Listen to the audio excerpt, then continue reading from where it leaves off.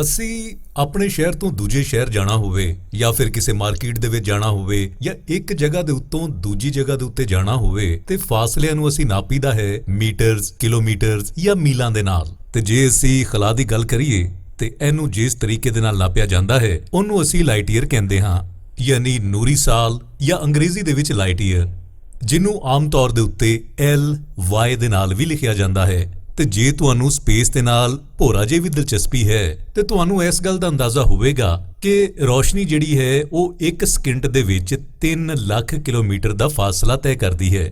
ਹੁਣ ਜੇ ਅਸੀਂ ਐਸੇ ਸ਼ਹਿਰ ਨੂੰ ਦਿਨਾਂ ਦੇ ਵਿੱਚ ਕੈਲਕੂਲੇਟ ਕਰੀਏ ਤੇ ਇੱਕ ਦਿਨ ਦੇ ਵਿੱਚ 86400 ਸਕਿੰਟ ਹੁੰਦੇ ਨੇ। ਹੁਣ ਇਸ ਹਿਸਾਬ ਦੇ ਨਾਲ ਜਿਹੜੀ ਰੋਸ਼ਨੀ ਹੈ ਉਹ ਇੱਕ ਦਿਨ ਦੇ ਵਿੱਚ 25 ਅਰਬ 92 ਕਰੋੜ ਕਿਲੋਮੀਟਰ ਦਾ ਸਫ਼ਰ ਕਰਦੀ ਹੈ। ਤੇ ਜੇ ਅਸੀਂ 25 ਅਰਬ 92 ਕਰੋੜ ਨੂੰ ਅਸੀਂ ਸਾਲ ਦੇ 365 ਦਿਨਾਂ ਦੇ ਨਾਲ ਜ਼ਰਬ ਦਈਏ ਤੇ ਇਹ ਬਣੇਗਾ 94 ਖਰਬ ਕਿਲੋਮੀਟਰ।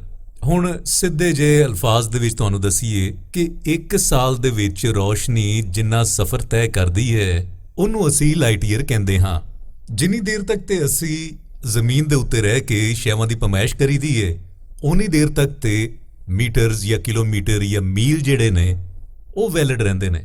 ਪਰ ਜਿਸ ਤਰ੍ਹਾਂ ਹੀ ਅਸੀਂ ਖਲਾ ਆਪਣੇ ਸੋਲਰ ਸਿਸਟਮ ਜਾਂ ਇਸ ਤੋਂ ਬਾਅਦ ਦੇ ਸਿਆਰੇ ਤੇ ਸਿਤਾਰਿਆਂ ਦੀ ਪਮਾਇਸ਼ ਕਰਨੀ ਹੋਵੇ, ਯਾਨੀ ਇਹਨਾਂ ਦਾ ਫਾਸਲਾ ਨਾਪਣਾ ਹੋਵੇ, ਤੇ ਇਹ ਫਾਸਲਾ ਇੰਨਾ ਜ਼ਿਆਦਾ ਹੋਵੇਗਾ ਕਿ ਇੱਥੇ ਕਿਲੋਮੀਟਰ ਜਾਂ ਮੀਟਰ ਦਾ ਹਿਸਾਬ ਜਿਹੜਾ ਹੈ ਉਹ ਨਹੀਂ ਕਾਮਯਾਬ ਰਹਿ ਸਕਦਾ। ਇਹ ਬਿਲਕੁਲ ਇਸੇ ਤਰੀਕੇ ਦੇ ਨਾਲ ਹੋਵੇਗਾ ਜਿਸ ਤਰ੍ਹਾਂ ਅਸੀਂ ਇੱਥੋਂ ਅਮਰੀਕਾ ਤੱਕ ਦਾ ਜਿਹੜਾ ਫਾਸਲਾ ਹੈ ਉਹਨੂੰ ਅਸੀਂ ਸੈਂਟੀਮੀਟਰ ਦੇ ਵਿੱਚ ਨਾਪਣਾ ਸ਼ੁਰੂ ਕਰ ਦਈਏ। ਹੁਣ ਸਵਾਲ ਇਹ ਪੈਦਾ ਹੁੰਦਾ ਹੈ ਕਿ ਅਸੀਂ ਇਹਨੂੰ ਲਾਈਟ ਈਅਰ ਜਾਂ ਨੂਰੀ ਸਾਲ ਕਿਉਂ ਕਹਿੰਦੇ ਹਾਂ।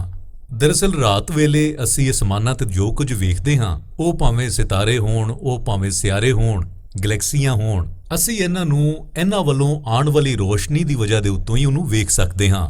ਇਸ ਲਈ ਇਹਦਾ ਨਾਮ ਲਾਈਟ ਈਅਰ ਰੱਖਿਆ ਗਿਆ ਹੈ।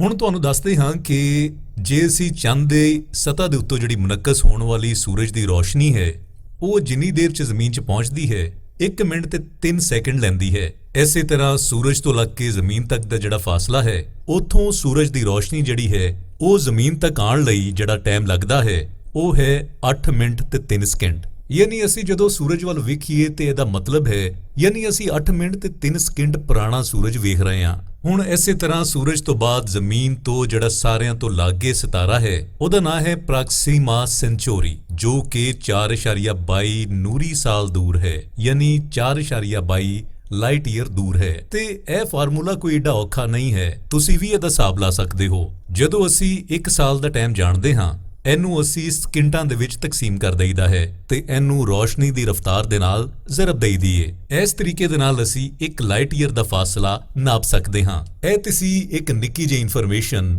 ਉਸ ਟਰਮੀਨੋਲੋਜੀ ਦੇ ਬਾਰੇ ਦੇ ਵਿੱਚ ਜਿਹਨੂੰ ਲਾਈਟ ਈਅਰ ਆਖਿਆ ਜਾਂਦਾ ਹੈ। ਉਮੀਦ ਕਰਦੇ ਹਾਂ ਤੁਹਾਨੂੰ ਸਾਡੀ ਇਹ ਵੀਡੀਓ ਜ਼ਰੂਰ ਪਸੰਦ ਆਈ ਹੋਵੇਗੀ।